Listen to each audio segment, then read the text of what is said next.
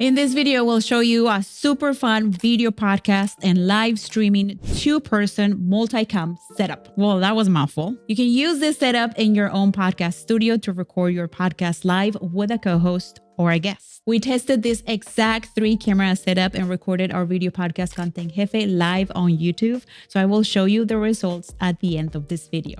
We'll go over the cameras we use, the lenses, the audio equipment, lighting, and the 2 pieces of equipment you want to use to make your shots more dynamic and make recording your podcast live much more fun for you and your audience. Recording your podcast this way allows you to interact with your audience live while also providing audio and video content you can post on different platforms. We're going to be covering a lot. Get ready to take some notes and let's get started. So, because this is a complex setup, let's simplify it by breaking it down into 4 sections. Section number 1, let's talk about how to capture video in cameras. For this specific setup, we are using 3 Sony cameras, 2 Sony a7 Mark IIIs and the Sony ZV-E10. Why 3 cameras? We're using 3 cameras to have 3 different shots. One of Steven, one of me, and a wide-angle shot that shows both of us and our whole podcast setup. This 3-camera setup is common for interview-style shows like the Diary of a CEO or the Rich Roll podcast. In these shows, you can see that the host and the guest sit across from each other, and the camera shot switches from the host to the guest and occasionally to the wide angle, showing both individuals. But even more important than the camera, the lenses play a key role in building a podcasting or live streaming experience that makes your audience feel like they are right there with you at the table. Let's talk about this lens in the middle we attach to the Sony ZV-E10. It can be very tricky to get the shot wide enough to see both people, but not so wide that it sees the 2 other cameras. For our setup, we use a Sigma 60mm lens, which allows us to bring the camera closer to us while keeping us both in frame. This lens is also perfect if you're recording in a small space because it makes the room look bigger and you can be closer to the camera. The lens for my shot is the Sony FE 50mm lens, which is the lens I'm using right now. This is one of my favorite lenses to use because it gives me that cinematic look, focusing on me while blurring the background. This lens also adds more detail and creates the illusion of being closer to the camera, which can be more engaging for your audience. The lens that we're using on Steven is the Sony FE 35mm lens.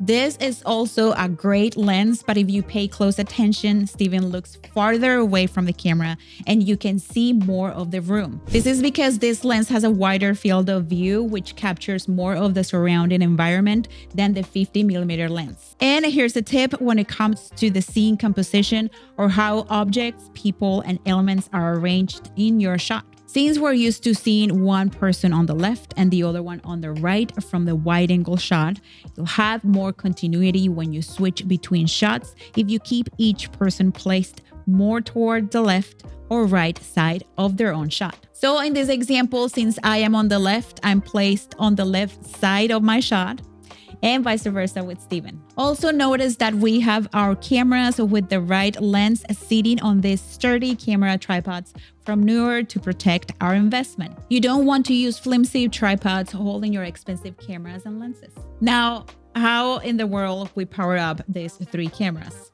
Good question. We don't want to use batteries because we risk the batteries running out in the middle of our recording or live streaming of our podcast. Not to mention, it's a tremendous amount of hassle to keep batteries charged. We always forget to charge our batteries. So instead of using regular batteries, we use dummy batteries.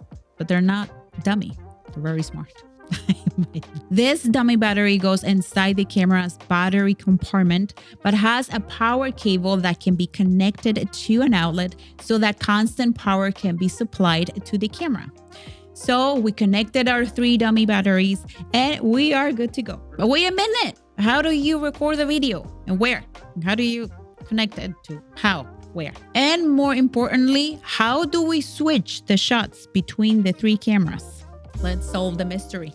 Let me show you how. The cameras are all connected to this board using HDMI cables. This is the Blackmagic camera switcher called the A10 Mini Pro. This board with all of these fun buttons allowed Steven to switch between shots while recording live. By the end of this video, he's gonna have so many buttons, he's gonna look like a pilot flying an aircraft. So with the buttons, he's able to switch from my shot when I'm talking to his shot when he's talking to the wide angle shot of both of us. How cool.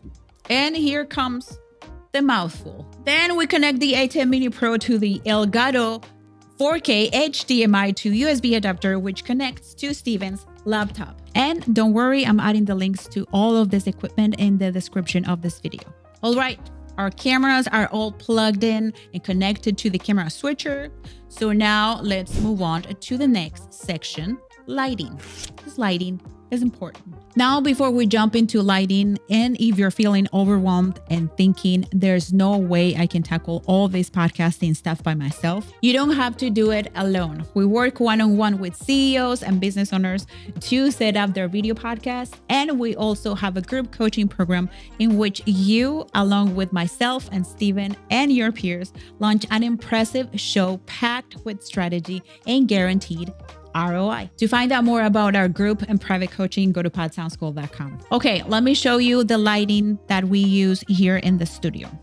We use a key light and 2 sets of fill lights. For our key light, we're using this gigantic light, the Aperture 120D2, to illuminate our entire setup. The Aperture 120D2 does not come with stand or a softbox, so you have to buy those separate. We use this newer hexadecagon softbox on our Aperture light. We also use 2 sets of newer LED panel lights with their respective softboxes. We use 2 lights directed at me so I look more alive, and 2 lights at Steven so he looks less like a zombie. Okay, now that we have our cameras and lights all set up in the studio, let's move on to the next section, how to record and stream audio. We're using 2 Rode PodMic XLR dynamic microphones.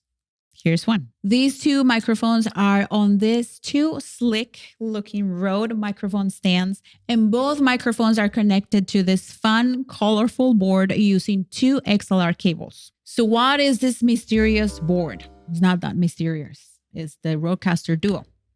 And it's an audio interface and an audio mixer. This means that you can plug in microphones, connect your phone via Bluetooth, and drag and drop your sound effects and music into these fun, colorful, integrated sound pods. With this device, podcast creators can record their podcast live and add sound effects and intro music to their segments, making live streaming super fun. Or if they're not recording live, the Rodecaster Duo can be used as an audio interface. We connect the Rodecaster Duo to Steven's laptop.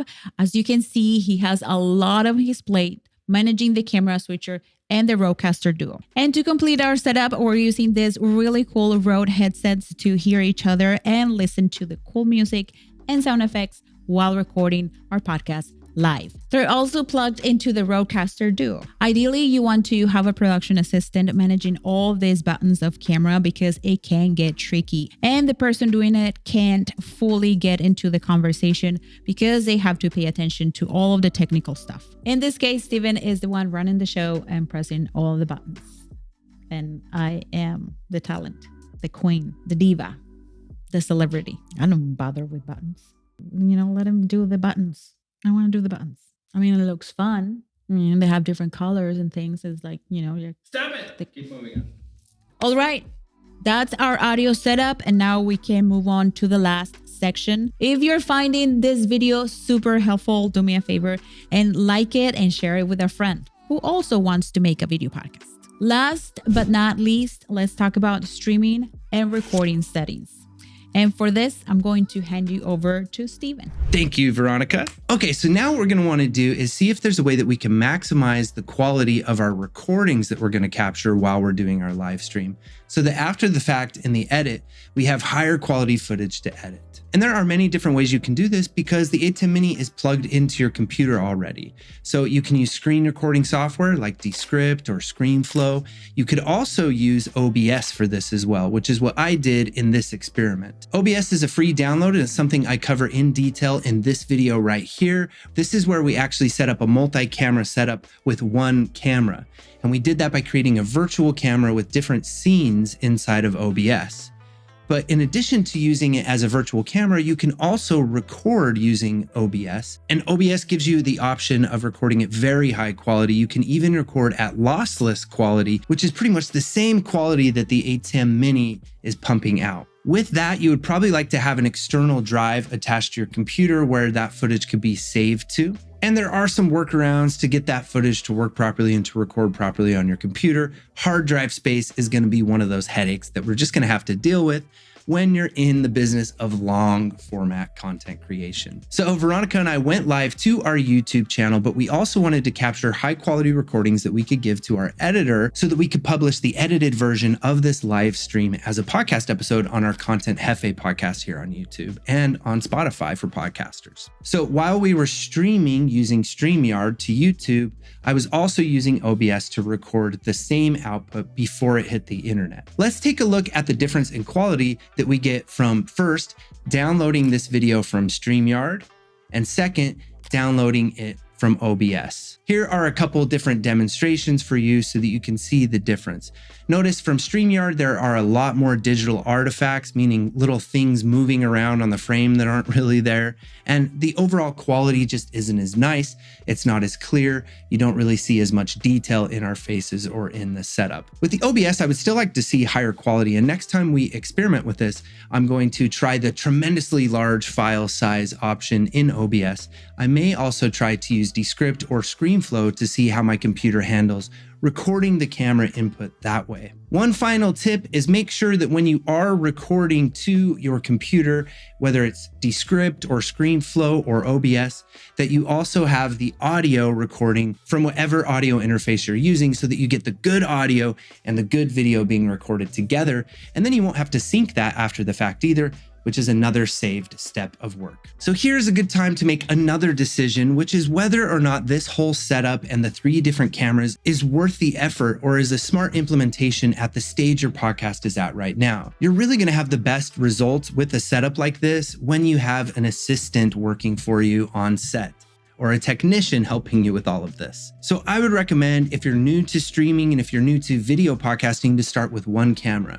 And this video right here is the one that we just did with the same audio setup, but we used one camera and we used OBS, and I show you exactly how to get that virtual camera set up in OBS. So go check out that video. That'll help you make the decision whether you want to use 3 cameras or just one and still be able to do the camera switching method without the 810 Mini and just use a mouse or the arrows on your keyboard. Not checking out this OBS hack would really be a mistake.